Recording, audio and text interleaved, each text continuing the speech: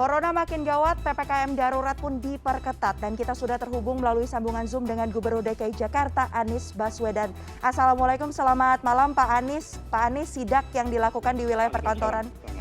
Selamat malam Pak.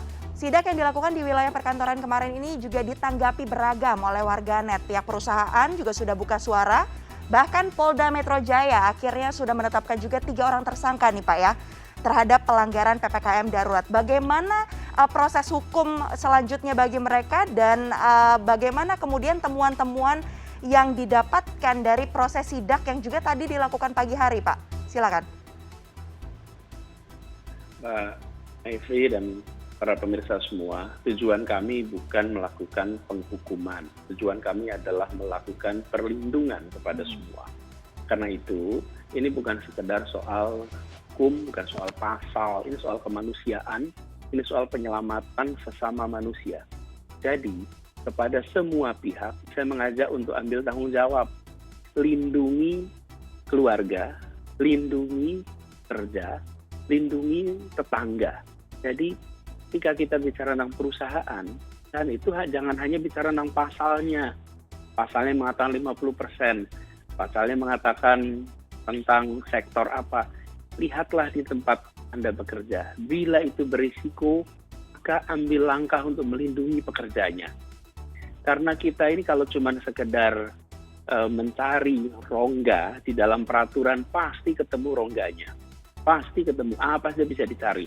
Ini masalah kita adalah apakah ada kemauan untuk melindungi atau tidak. Nah, itu saya mengajak kepada semuanya. Para pemilik perusahaan, para pimpinan perusahaan, lindungi karyawannya. Apapun sektor Anda, lindungi karyawannya. Karena pada saat ini kita sedang dalam situasi wabah yang luar biasa. Hari ini di Jakarta, yang kita khawatirkan terjadi 100.000 kasus. 100.000 kasus aktif. Artinya ada 100.000 orang yang hari ini berstatus positif COVID, belum sembuh, dan mereka ini membutuhkan pelayanan kesehatan.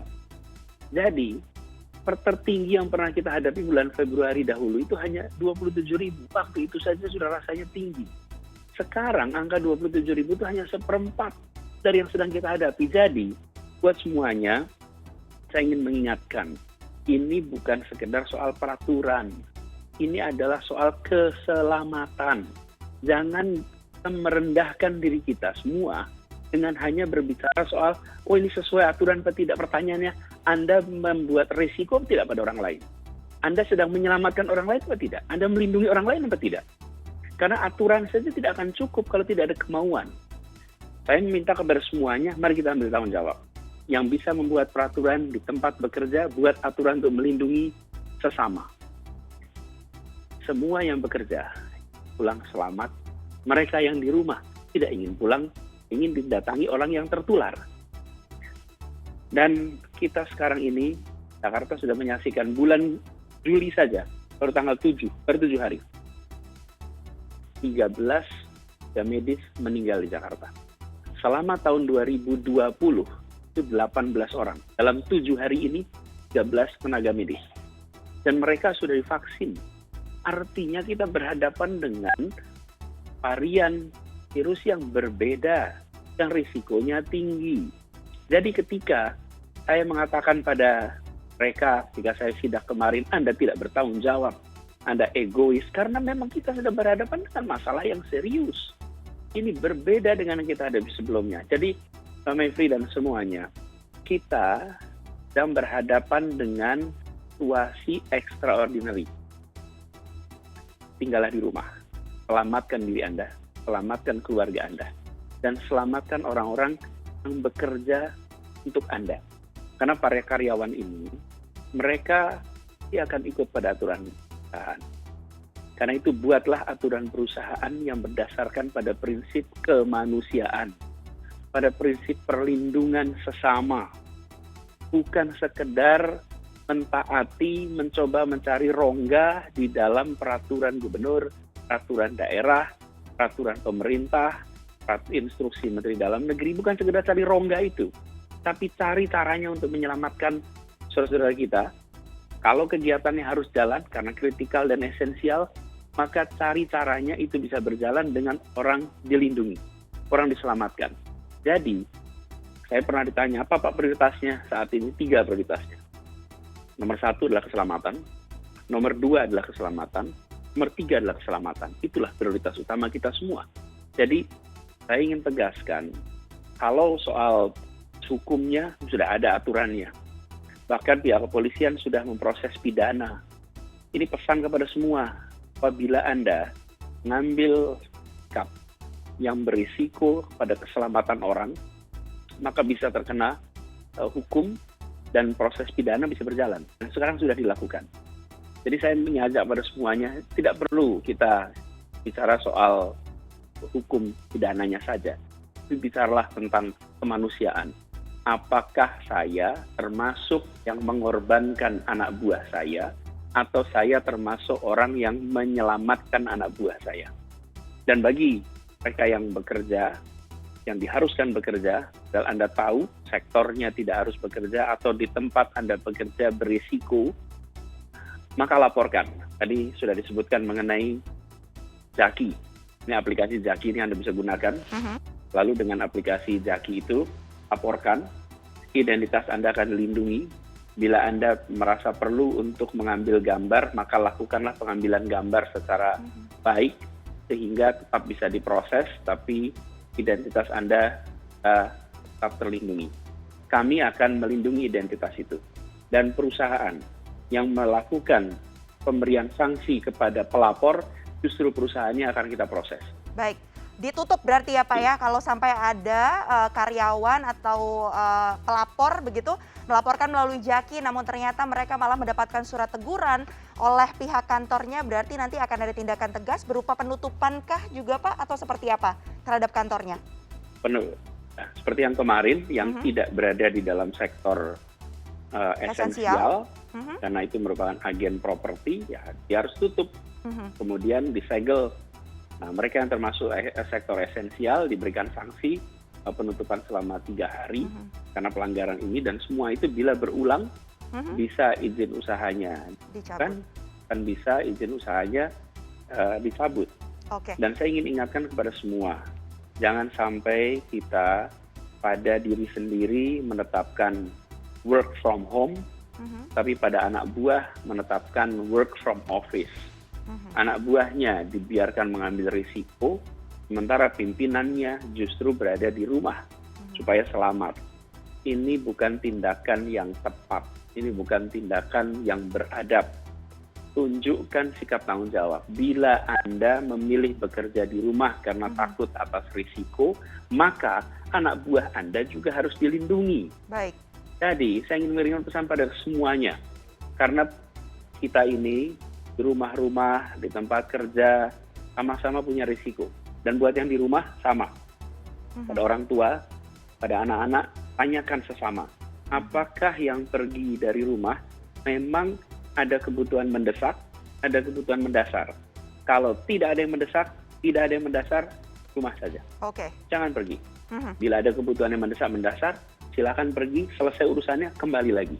Baik. Jadi, ini adalah masa di mana risiko penularan besar. Pak Mevri, saya berikan ilustrasi. Kita menyebutnya peningkatannya eksponensial. Eksponensial itu artinya apa? Eksponensial itu artinya kasusnya itu bukan bertambah, tapi berganda, berlipat.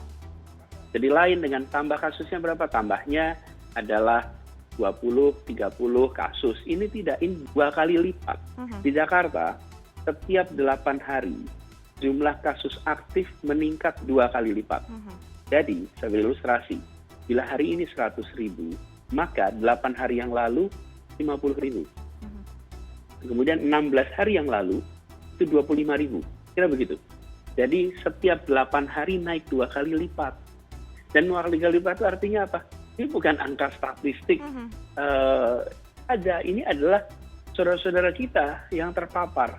Lalu pemulasaraan atau pelayanan jenazah pemakaman dengan jenazah, protokol COVID, ini saya ambilkan data sampai jam 3 tadi, nanti jam 6 ini ada keluar datanya lagi. Sampai jam 3 itu Hari ini saja kita membuat 238 liang kubur untuk memakamkan dari jam 6 pagi sampai dengan jam 3 sore. 238 liang kubur. Penambahan liang kubur itu berbeda dengan seperti kita membangun rumah, kita membangun jalan, membangun jembatan. Itu semua kita syukuri sebagai prestasi. Kalau membangun liang kubur itu tanda bahaya. Dan di Jakarta ini, per hari ini, orang yang dimakamkan dengan prosedur COVID itu 24.009 orang. 24.009 orang ini 4.009 adalah nyawa ya Pak yang ya? dengan protokol COVID. Ya, ini saudara kita. Baik. Ini ayah kita, ibu kita. Jadi saya ingin ingatkan pada semua, kalau melihat di televisi ada gambar-gambar, ini bukan film, ini bukan fiksi, ini fakta, ini nyata. Jadi saya tegaskan kepada semuanya, taati ini. Ikuti prinsip kemanusiaan, lindungi sesama, lindungi keluarga Anda, lindungi diri Anda, lindungi tangga Anda, lindungi kolega Anda. Dan saya katakan ini dengan sangat tegas, lindungi sampai pandemi ini lebih terkendali. Baik, kita saling melindungi sekarang sampai ini, pandemi ini lakukan bisa semua untuk lebih menyelamatkan terkendali. sesama. Baik, lakukan semua upaya untuk menyelamatkan sesama melalui berbagai sektor pastinya ya Pak ya. Pak Anies, ini yang satu hal yang menarik juga kemudian ada anggota DPRD DKI Jakarta, fraksi PDIP, Gilbert Simanjuntak ini juga meminta nih Pak Anies untuk juga melakukan sidak di tempat-tempat ibadah karena dinilai rumah ibadah juga berpotensi menjadi klaster penyebaran jika tidak taat dengan protokol. Apalagi sesuai aturan memang harusnya ditutup total ya Pak ya. Bagaimana tanggapan Anda terkait dengan hal ini? Semua tempat. Operasi kita dilakukan di semua tempat. Apalagi di tempat-tempat di mana orang berada dalam ruangan dalam waktu yang panjang. Baik. Kenapa kantor itu kemarin diperiksa? Orang dalam di kantor bukan 5 menit, 10 menit. Orang di kantor itu berjam-jam. Bahkan banyak yang sampai overtime. Begitu interaksinya panjang, maka risikonya menjadi lebih tinggi. Ruangnya tertutup lebih tinggi lagi. Apalagi bila di situ disertai dengan kegiatan makan bersama. Oke. Lebih lengkaplah itu resep untuk terjadinya penularan. Jadi, lakukan di semua tempat. Jadi, ingin ingatkan kepada seluruh masyarakat, ini saatnya kita bersatu. Boleh pandangan politik berbeda-beda, boleh latar belakang beda-beda. Ini saatnya kita bersatu, bekerja bersama, karena virusnya tidak berpolitik. Virusnya tidak kenal pandangan politik. Virusnya bersatu, membuat semua kita menghadapi masalah yang sama. Karena itu umat manusia harus bersatu. Warga Jakarta, warga Indonesia bersatu. Di bawah pimpinan siapa? Di bawah komando Presiden Republik Indonesia, Bapak Joko Widodo. Beliau yang pimpin, kita semua laksanakan PPKM darurat ini, dan Presiden sudah menugaskan kepada Menko Maritiman dan Investasi untuk menjadi pegang komando di dalam PPKM darurat di Pulau Jawa. Baik. Kita ikuti semua itu sebagai satu kesatuan. Saat ini hentikan semua perbedaan. Kita semua kerja bersama-sama melawan COVID yang COVID-nya tidak melakukan pembedaan. Dia kenai siapa saja, yang kerja di kantor, yang kerja di rumah sakit, bahkan mereka yang di rumah yang tidak pernah bepergian, dibawa oleh keluarganya yang pulang, nenek terpapar, kakek terpapar, dan saya menyaksikan terlalu banyak peristiwa orang yang di rumah, bahkan baik tadi malam, usianya 87 tahun, di rumah 1,5 tahun, tidak pernah bepergian. Baik. Tapi ada cucunya yang pergi, terkena COVID. Apa yang terjadi? Komplikasi yang luar biasa. Kita saat ini harus bersatu, ingatkan semua. Dan bila Anda melihat ada pelanggaran, maka tegur, laporkan. Tegur dan Saat laporkan ini bisa menggunakan saatnya aplikasi kita Jaki ya menunjukkan Pak ya. bahwa kita kerja bersama Baik. menghadapi musuh yang sama, yaitu SARS-CoV-2 yang menyebabkan penyakit COVID-19. Baik. Kita sama-sama kerja bersama untuk bisa melawan virus corona yang tidak tampak tapi itu menyerang siapapun yang ada. Jumlah tenaga kesehatan juga banyak yang berguguran, rumah sakit juga tempat tidurnya makin terisi penuh. Pak Anies, di bulan Juli ini peak kasusnya juga tinggi. Boleh singkat saja Pak, apa persiapan untuk menghadapi skenario terburuk yang mungkin akan dihadapi DKI Jakarta dalam melawan COVID-19 ini? ini harus dikerjakan dua-duanya.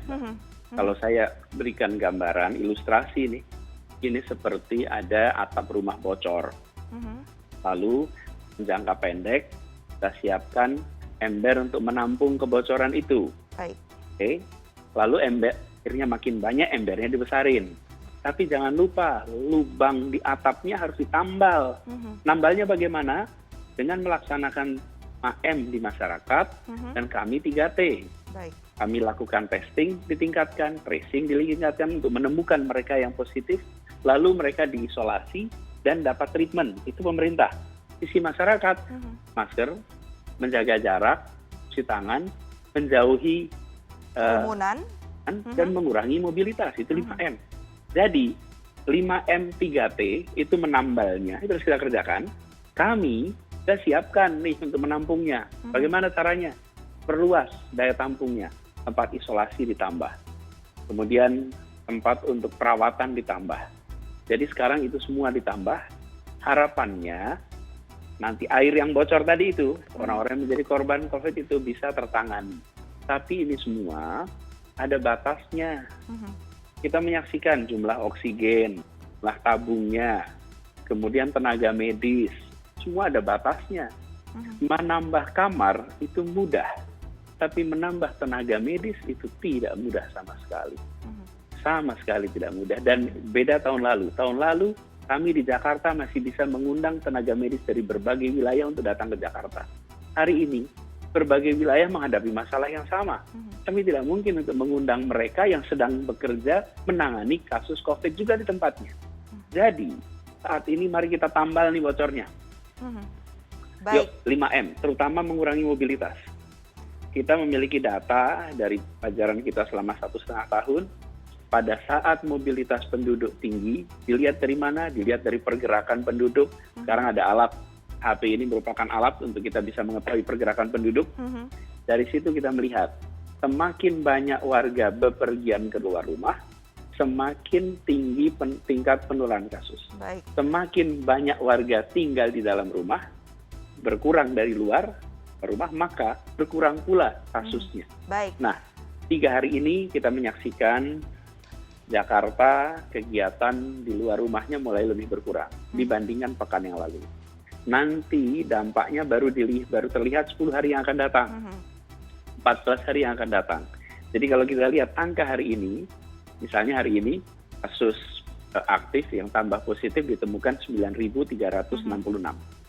Angka 9.366 ini adalah orang yang terpaparnya 10 hari yang lalu, 14 hari yang lalu.